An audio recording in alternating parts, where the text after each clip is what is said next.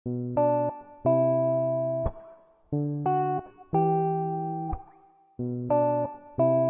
ағзасы 65%-ға судан тұрады екен. Судың адам денсаулығына тигізетін пайдасы мен маңызы өте үлкен. Күніне 2 литр су ішу керек деген кеңестерді жиі естиміз, бірақ оның зиянды әсері де бар екен.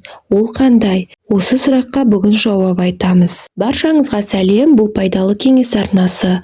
Бүгінгі видеода сіздерге өте пайдалы судың пайдасы мен судың зияндығы туралы айтамын. Сіздерге өте пайдалы болады деген сенімдемін.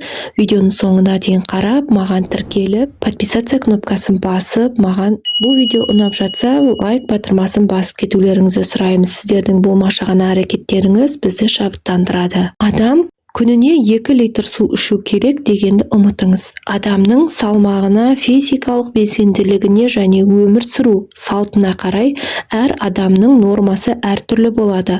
Мысалы, 50 килограмм кісіге 1,5 литр ішу қажет, яғни 1 килограммға 30 миллиграмм. Оянғаннан кейін 1 стақан ішу дұрыс. Содан соң тамақ ішер алдында 20-30 минут бұрын немесе тамақтанғаннан соң 3 сағаттан кейін суды ішкен дұрыс. Денсаулықты жақсарту үшін шай, кофе, сүт, айран емес, тек қана таза суды пайдалану керек. Шөлдесеңіз шыдап тұрудың қажеті жоқ. Бірден су ішіңіз. Суық су ішуді барлығымыз жақсы көреміз. Одан келер кері әсерін біле бермейміз.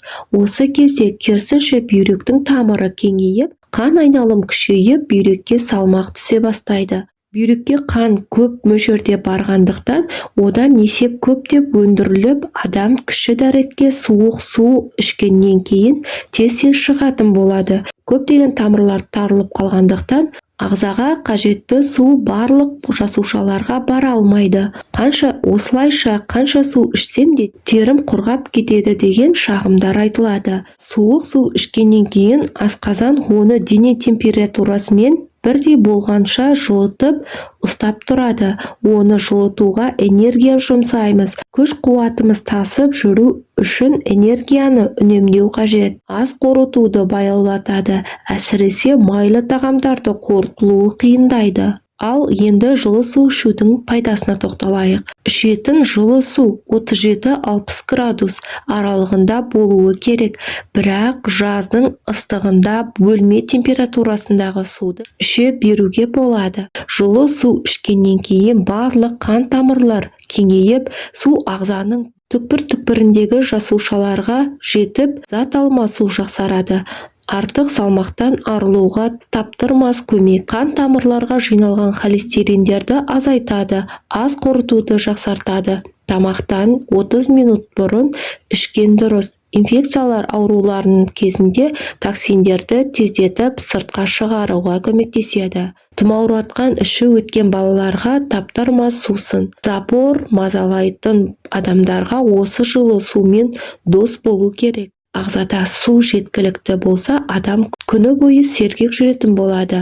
Су ішкен сайын шөлдей беретін болғаныңызды байқасаңыз, себебі су ішпейтін адамдар өздерінің шөлдеп жүргенін жақсы сезбейтін болып кетеді. Су ішіп бастаған соң шөлдеу сезімі қайтадан қалпына келіп, судың зияны ағзада судың мөлшері тым көп болса, ол жүрек пен бүйректің жүктемесіне 2 есе арттырады. Аз мөлшерде су ішкен жағдайда бас ауруы, әлсіздік, зәр шығару кезіндегі қиындықтар туады. Тым ыстық болған су асқазандағы ойық жара немесе панкреатиттің басталуына әкелуі мүмкін.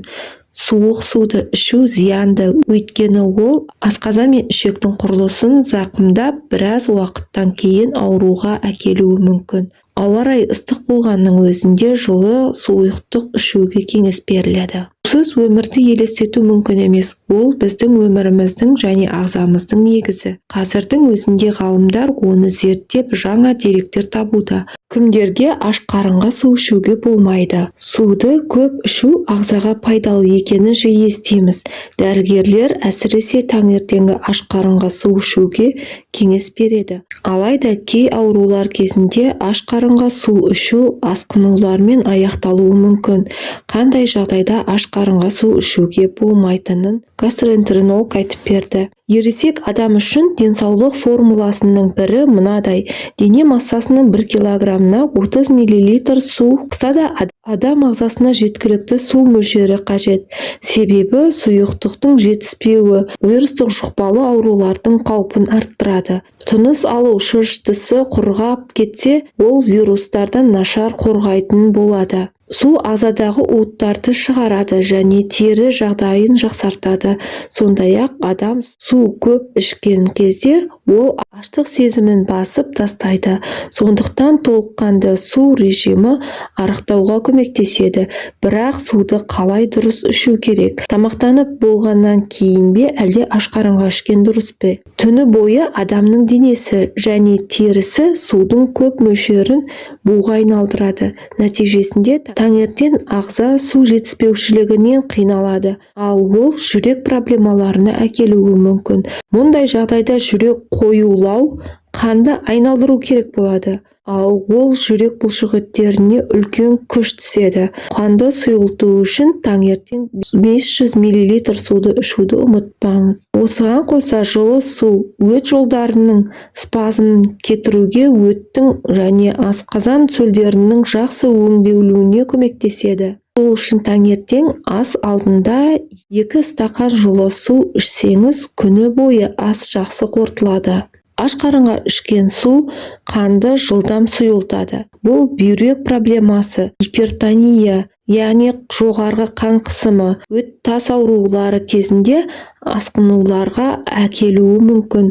Мұндай жағдайда күнделікті сұйықтық нормасын өзіңіздің дәрігерлеріңізбен кеңесуіңіз керек. Дәрігерлердің айтуы бойынша, судың температурасы және оның ішу уақыты ғана емес, сондай-ақ оны қандай қалыпта ішетініңіз де маңызды.